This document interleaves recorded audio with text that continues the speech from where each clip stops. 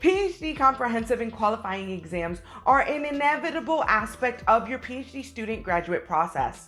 And failing your PhD exams can be an emotionally and academically overwhelming experience. And while I have a playlist talking about many aspects of the PhD exam process, today I thought we should really talk about the most essential and basic tips to make sure you pass your PhD exams.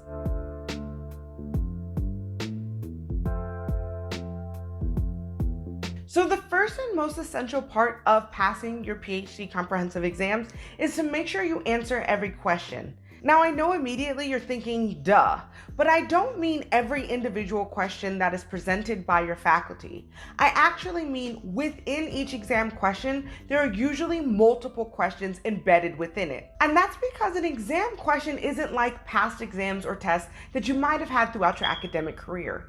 Each exam question is usually anywhere from 3 to 7 sentences, meaning they're mini paragraphs. And within each of these many paragraphs, they are all asking specific and detailed questions that they are looking to examine through your graduate process or through your research topic. So it's really important when you are approaching your exam question that you really understand what are all the questions that are embedded within your larger question. And the easiest way to do that is by taking your exam question and really extending it throughout your paper and kind of developing an outline. So by separating it sentence by sentence, or even possibly clause by clause or phrase by phrase, you have a good idea of what your faculty wants to hear, and you can go through your paper and answer each individual question embedded in the larger question as you go. And then when you are going through your editing process, you have the opportunity, or you should take the opportunity, to work to make it a more cohesive narrative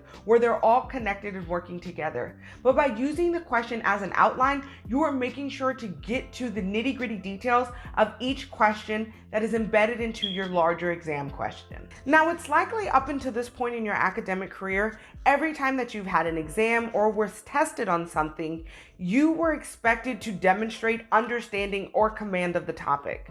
And while your PhD comprehensive exams are going to do that, it is way more important for this test or this examination process that you are also demonstrating how it applies to you.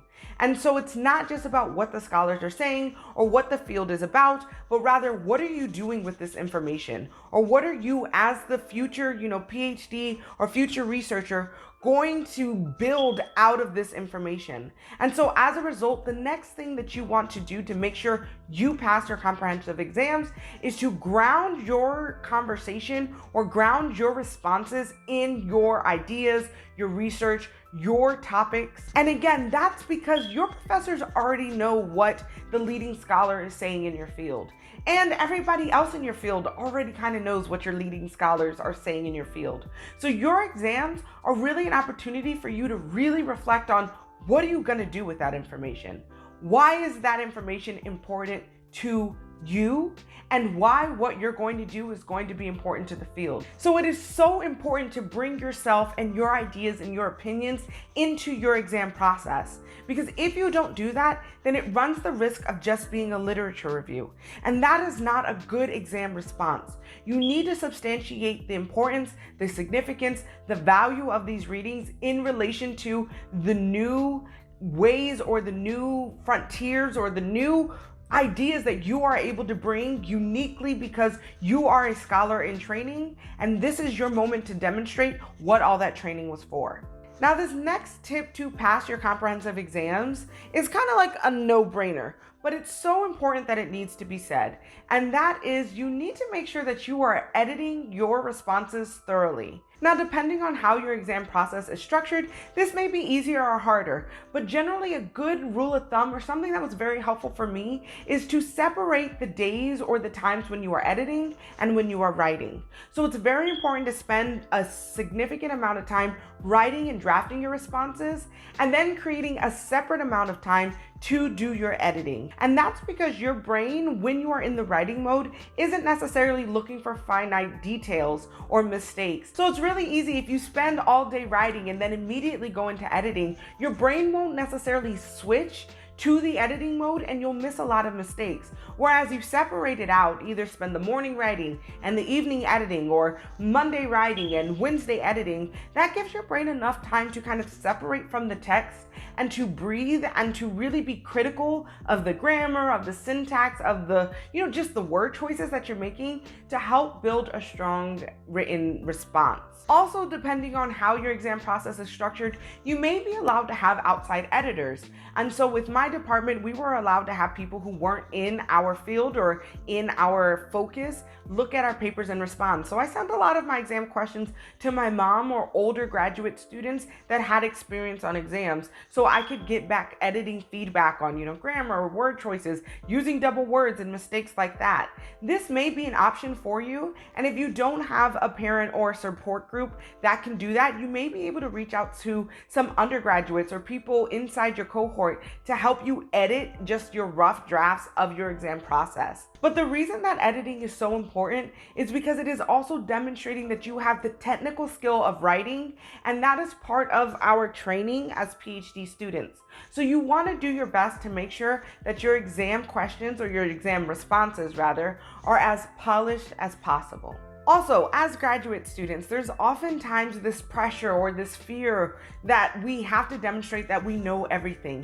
And that's just, one, not possible, and two, not necessary. So the next tip to passing your comprehensive exams is to be strategic on what you include and what you exclude. Meaning, if you know that there is a very important text that is very relevant to your field, but you aren't that versed in how to talk about it, you're not too sure how to engage with it, you shouldn't make that the bulk of your paper, but rather talk about what is necessary or what is common, how it's related to your research or to the larger question, but don't spend too much time in this space. And oftentimes, we again want to demonstrate that we know everything or that we are well prepared. And that is true. But when you are being examined, it's so positive and very necessary to lean into your strong points. So when you are approaching your exam questions, if there's a part of the question that you don't feel that confident for or about, definitely answer it to the best of your abilities, but don't spend too much time. Or if you know another reading or another perspective that can answer that exam question without having to engage with readings that you don't feel confident in, go that route. Don't feel like that you have to answer everything by the book or using leading scholars if that's not your strong suit. You want to seem as if you are versed in what you are demonstrating. So you should only be writing about, or not necessarily only, but you should try to focus all of your writing on what you feel most confident on and work that into answering each question. So rather trying to have the questions dictate what you should write what you think is best for you to answer the question and demonstrate your expertise. Which actually leads to our next tip for how to pass your comprehensive exams. And that is, you should be positioning yourself as an expert. Before your comprehensive exams, you are a PhD student, meaning you are a scholar in training and you are learning the basics. But by the time you are taking your PhD exams, this is the moment where you are transforming from just a student to a PhD candidate. And the word candidate isn't just some fluffy duffy word that doesn't hold any meaning. It is a status symbol that demonstrates that the only thing you need to become a full-fledged professor or a full-fledged scholar is to write your dissertation. And so at this point, when you are doing your PhD exams, you are already an expert in your field. Now it's just your turn or your job to demonstrate how much of an expert you are and in what ways. So while it can be intimidating to approach your exam process, you don't want to seem unsure or have a lot of holes or empty questions in your exam process, but really you should be able to guide your reader or your faculty through all of these major questions. And if they ask a question that you don't have an answer to, you should be able to demonstrate your thought process on how to find a solution or what readings will help guide us to that answer. So it's not about learning or knowing everything about your field, but really demonstrating that you have the skills, that you have the critical thinking abilities, and that you have done the work to become a scholar and to do your own independent research. Now, if you've gotten to this point in the video and you're still interested in the more nitty-gritty details about PhD exams, or you're just curious about what PhD exam processes could look like, I would check out the videos in the playlist at the end screens.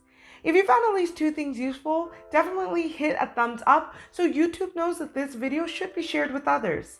And as always, if you have questions or concerns, leave them in the comments down below. Your support continues to help a small YouTuber like me continue to grow. So thank you so much for watching, and I will see you next week.